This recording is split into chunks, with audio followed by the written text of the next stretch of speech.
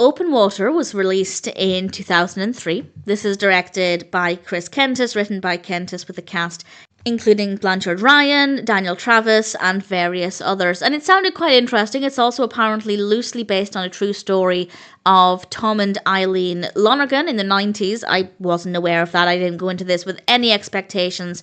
I've read a little bit of information surrounding that true story, and it is really fascinating.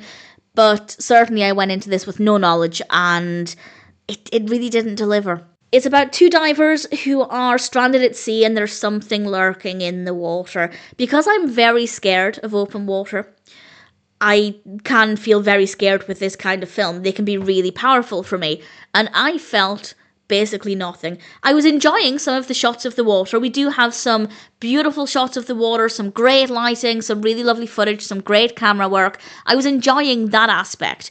But in terms of feeling fearful or scared or anxious or feeling whatever the characters were feeling, I felt nothing.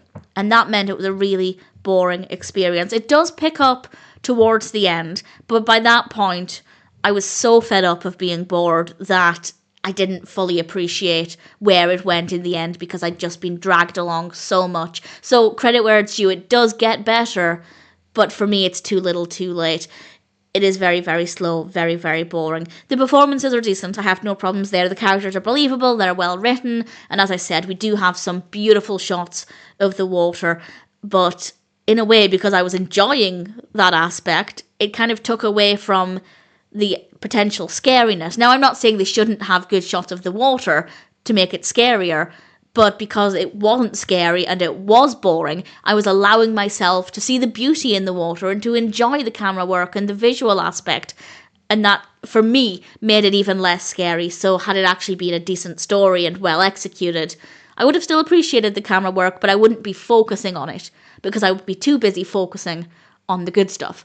And unfortunately, there was no good stuff. The narrative is tremendously slow. Decent idea, poorly executed. Yes, it does pick up, but too little, too late. We do have a good use of sound. Visually, it is stunning. The performances are decent. Do I recommend it?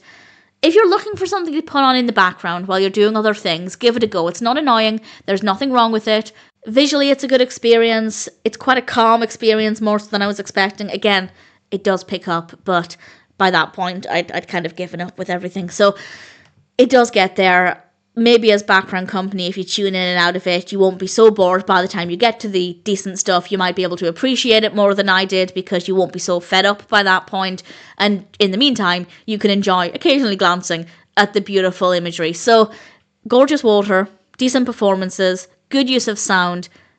A few moments are intense and powerful, but as I said, it took too long to get there, and ultimately, Open Water could have been so much more powerful, but it did not meet its potential.